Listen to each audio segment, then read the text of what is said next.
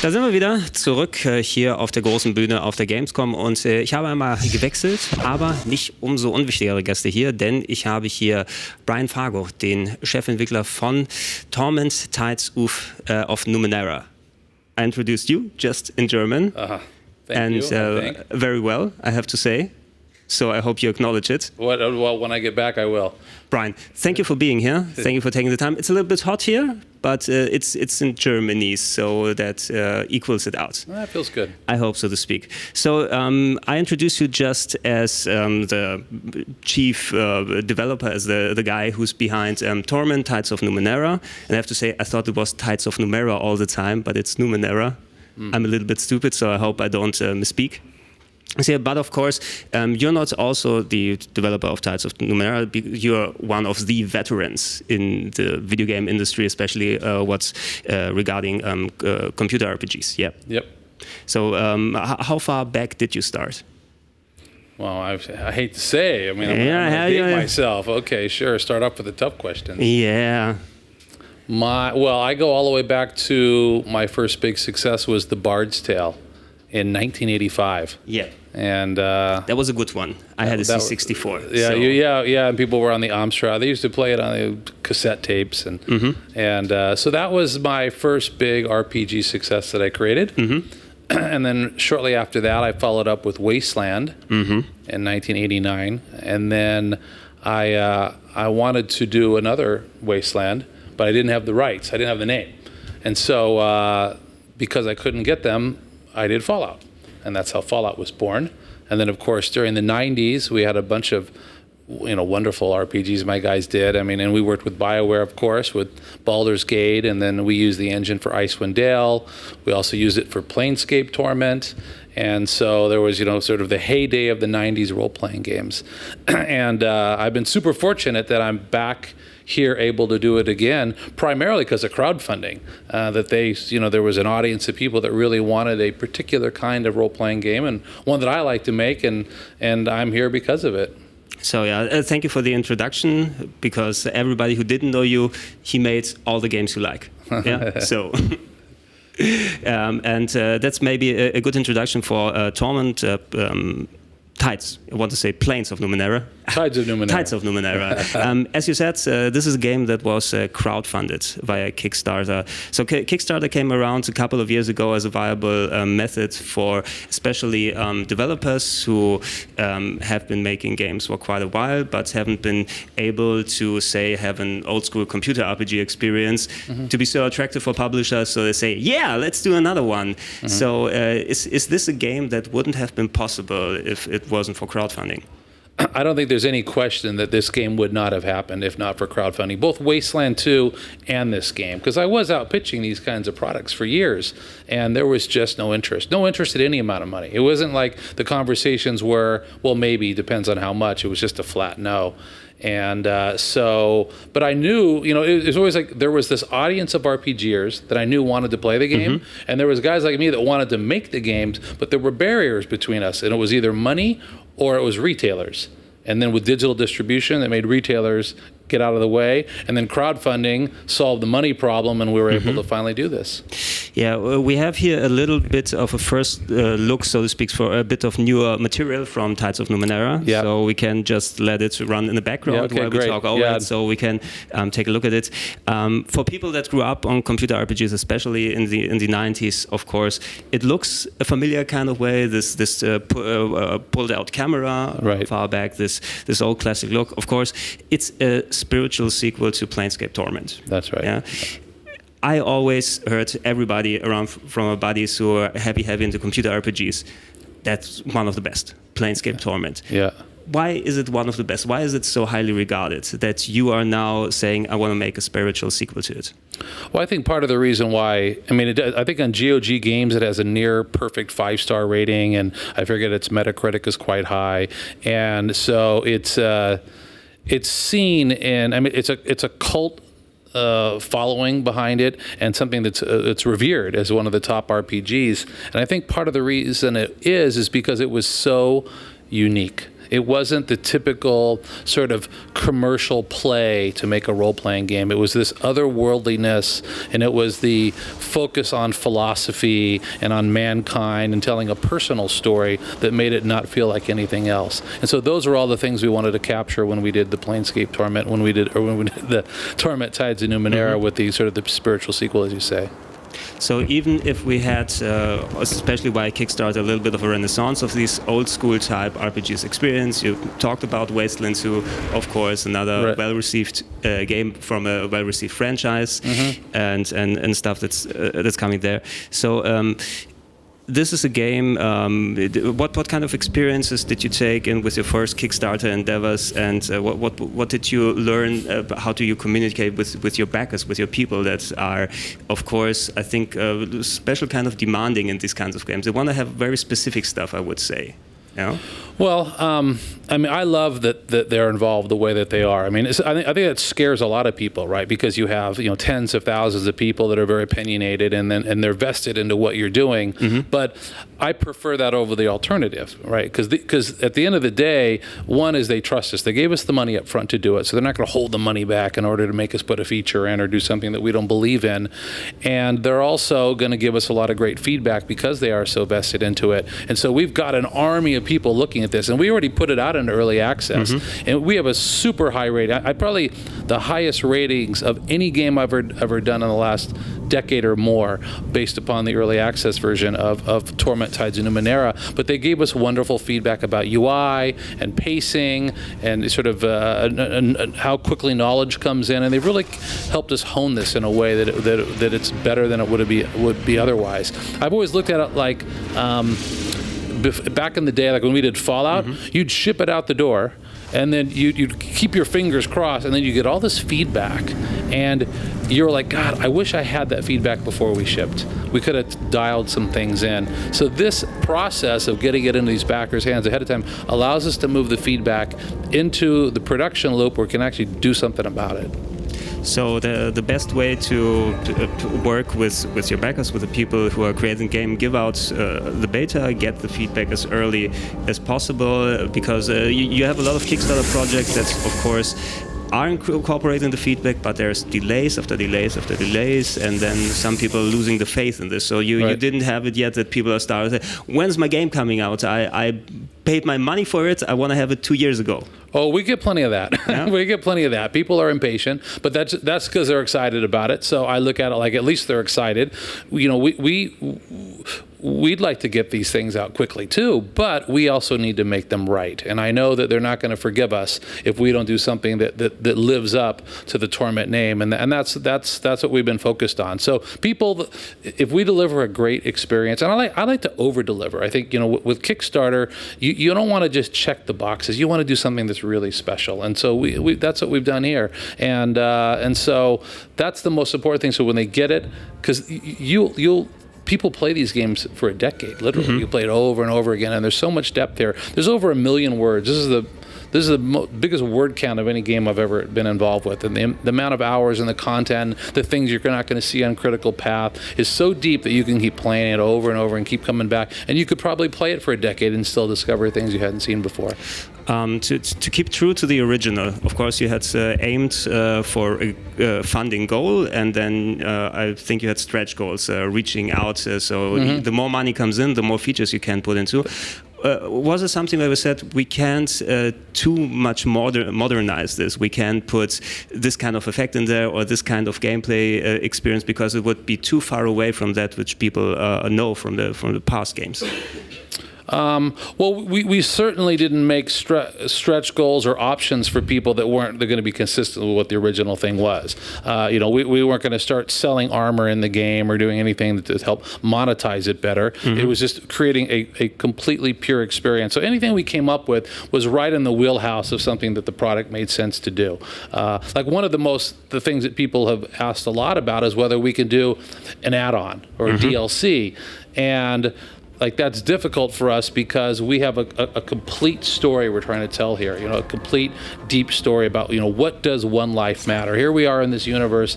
What does a single life matter within all of this? And it's being told in a very clever way. And so you wouldn't just slap a little DLC onto that. It doesn't feel right. It's not to say it's impossible that you could do some other adventure there, but we're not really planning on it. So, but that would be something that you have to be sort of careful that you're not just putting it out there if it doesn't make sense with what you're trying to build. Was one of the tiers in Kickstarter that you get a big, nice physical PC box with it? Yes. Or, yes. How much care and what kind of stuff are you putting in there? So I think especially for collectors, I have still quite a bit of big boxes back in my home. I would like to add something special to it. We did I think that the Wasteland 2 boxes came out great, especially the collector's edition. It was a big, beautiful green box with the hardcover that you removed, and the goodies inside of that were maps and tchotchkes and things like that. I don't remember off the top of my head what goes in the Torment physical edition box. But, Russ, it's going to be a beautiful piece of work. There's going to be a standard box, and then there's the collector's edition box. I'm like you, people come to my office, and I have a case that has all of the games I've worked on, and people they love seeing physical boxes. And there's something to be said about that. And so I love the fact that we can do a physical box for our Kickstarter back games. Yeah, I'm gonna start off, or I have to see how much footage we have left so we can show off more from your game here. You can, if you want, tell us a little bit more about the story there, because I think not so many people are too familiar with it. Yeah, so I mean, without any spoilers, things we've already talked about is that there is a man or a god, depending on who you talk to, the changing god, who's figured out how he can escape death. And he's done this for a millennia. And now you're in the ninth world. This is in the Torment universe. And what it is imagine that this is Earth. It's a billions of years in the future, and there's been a rise and fall of 8 or 9 different civilizations, and each one isn't quite familiar with what happened before them because they would sort of utterly destroy themselves. And you'd find remnants of technology from these prior civilizations that you can't tell what they are. They're sort of indistinguishable from magic, the old Asimov technology and magic being in one. So you're existing in this future world. So the changing god, the way he's able to do what he does is he's able to basically take bodies and then jettison them. They're called cast-offs. And you have been cast off from the changing god.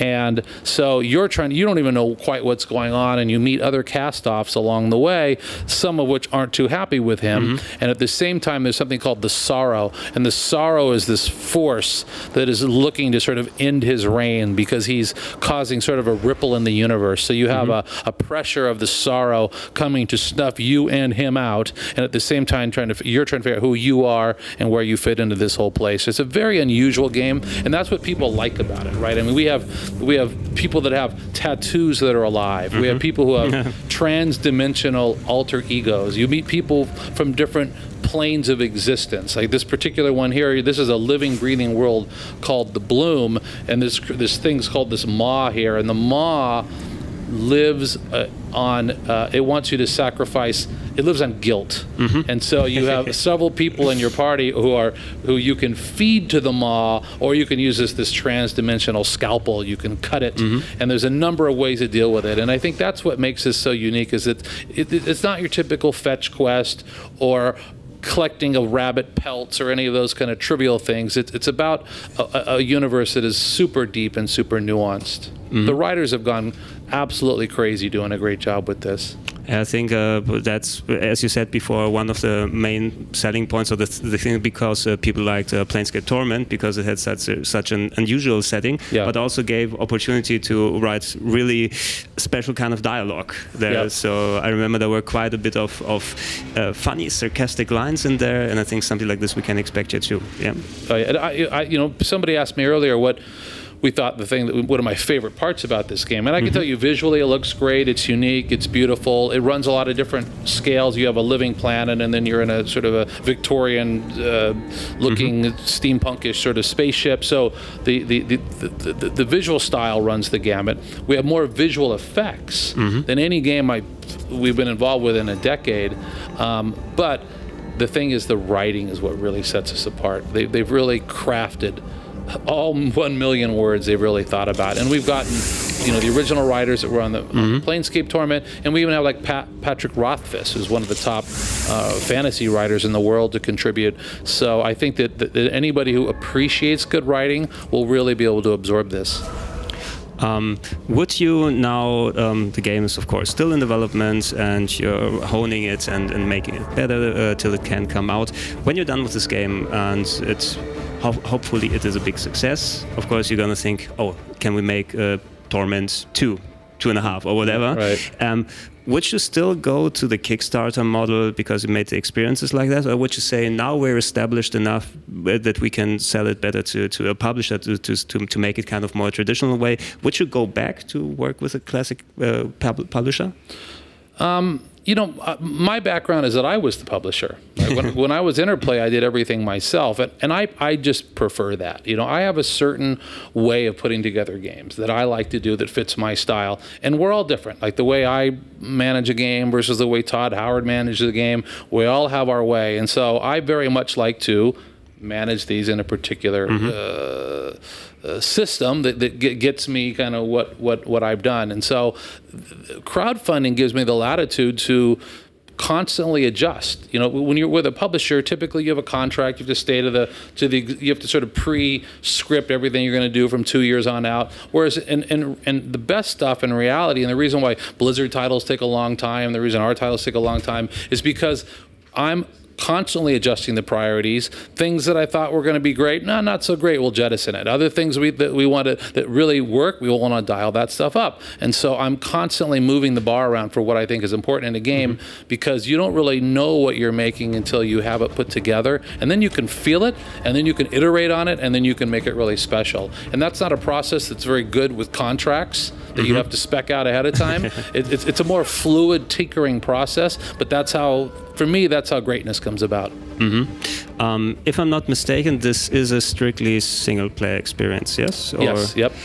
So that's a conscious decision because the games from back in the day, all the Baldur's Gate and the Torments and everything, they were crafted as single-player experiences. But nowadays, of course, everybody's so connected, everything is multiplayer, is tagged on top. So that wasn't even crossing your mind that you should make a game. Let's put multiplayer in there and have different. Not for this. Not for this one. I mean, it's a good point you make. I mean, you wonder. This may very well be the last of its kind, right? I mean, I don't know any other developers that are working on RPGs with 1 million words that are a single-player narrative experience.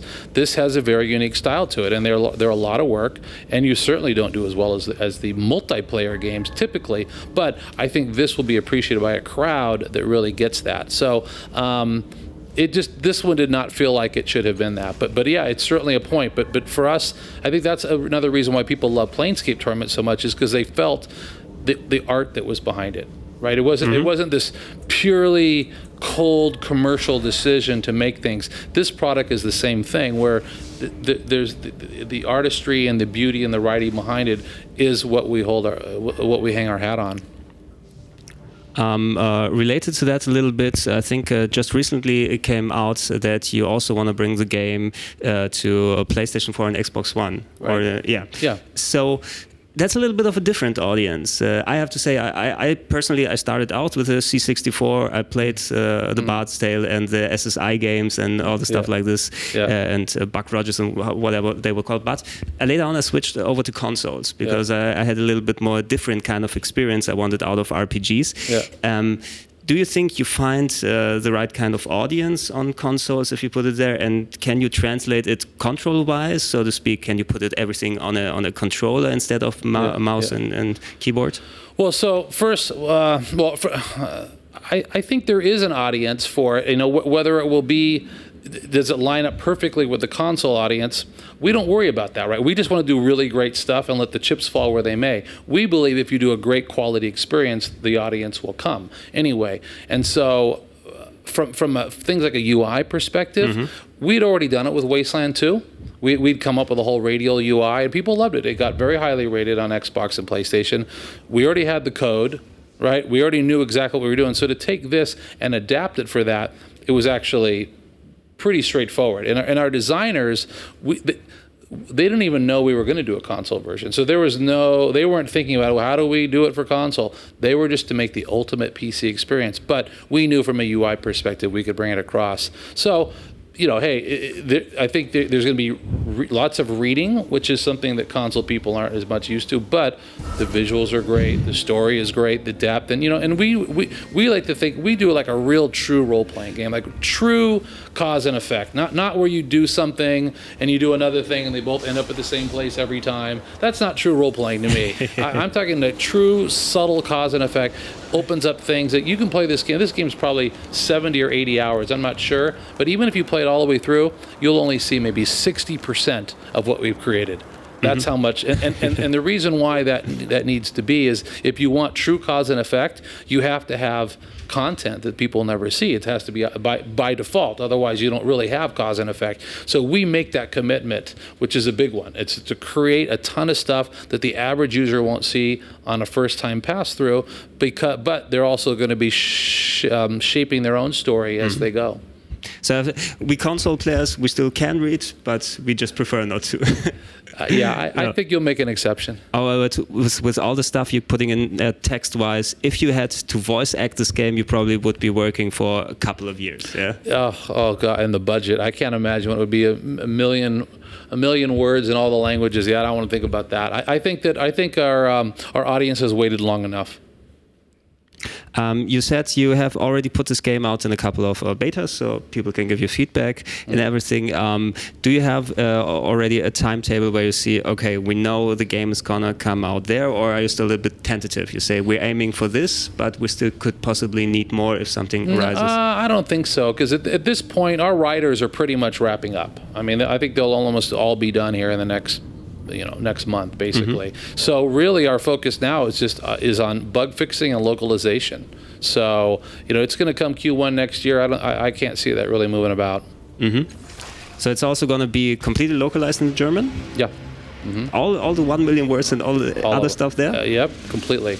So German and French and yeah. German is the most important, of course. Okay, German. But of course, I have to think. I played this stuff. When I played it in English. So maybe I have to see for the experience. But it's gonna be choosable anyway. Yeah, absolutely. So I'm looking forward to it. I have to say, I'm not quite sure if I'm gonna play it on PC or I'm playing on a PlayStation 4. Yeah. But maybe it's easier with a controller. You know what I think will happen, at least what we hope is going to happen, right? Is that it will be a shock to the system for the typical console player. But if they give it an hour, right, to really absorb what's going on, you're going to be hooked. It's like I've read some big book series before that are 1,000-page books, and people say, how can you read a book that thick? But when you're loving a book, you don't want it to end. You wish it was 2,000 pages, right? If you're having a great experience. And I think the same thing is with this. Once you start and you give it a time to digest and you start really getting into the world, you're going to just be able to lose yourself. Brian, we have still a couple of minutes left. I don't want to take up too much of your time, but of course we can address a little bit the German fans here. Okay. What were your experience you had with especially German role-playing fans during the course of your career? Did they stood out kind of way, or what did you learn about us Germans, the way they like the role-playing games? Well, the German market has always been one of the strongest in role-playing. I mean, back in the day, I don't know if it's so much now. There's been other territories that have come on strong, but back in the day, it was the U.S. and it was Germany. Those are the two primary role-playing game markets, and they, the systems. The Germans love the systems, right? The numbers and what goes on behind it. Like we like to add and subtract numbers in games. Right. Yeah, and they don't want things buried under the hood. They want to know, or at least have access to those numbers so they can know exactly how they're tweaking and moving things by a single digit, right? And so we know that the systems part is important. And the other thing is the depth. I mean, I find that the Germans always dive in very deep. And so if we put all the depth in there and we pay it off, that they appreciate it. So maybe put also a German character in there once in a while, if there's any kind of Germany in your universe. Anyway. They may well have put that in, I'm not sure. Where did we land? Berlin? What? Yeah. How did this happen? Brian, I thank you very much very good. for being here. Thank you for taking your time and the heat. Yeah, no. And especially with Gilbert the plant here, so to give us some oxygen. Yeah, that's not going to be giving much oxygen. Yeah, we had to mummify him, he survives it there. Poor guy. Do you have a big schedule ahead with the game here at Gamescom? Yeah, I'm pretty full. There's no lack of interest in the game, and Techland's been a wonderful publisher. They're really treating it with the respect that it deserves. They great promotion out front and the posters, and so we're very happy with what they're doing and kind of the excitement level behind it. Will you have the opportunity to watch something other people are making here, or are you so the German words I can't remember. Are you so doing now the press tour for Tides of Numenera that you don't have time for other people's games? I think they left me 10 minutes here, 10 minutes 10 there. Minutes yeah, here, yeah, a little bit. There. So maybe if I'm able to run through the halls quickly, I might be able to see something. Maybe. Okay. Thank you very much. Okay, good. And right, thank good. you for thank your time. Good. Das war's mit Brian Fargo. Leute, bleibt dran. Viele spannende Sachen hier weiter auf dem Kanal. Nur nicht direkt hier, noch nicht von der Bühne. Ich mache mich gleich auf und schaue mir andere Games an, über die ich vielleicht im Game Plus Daily nacherzählen werde. Und wir sehen uns dann noch weiterhin. Bis dann.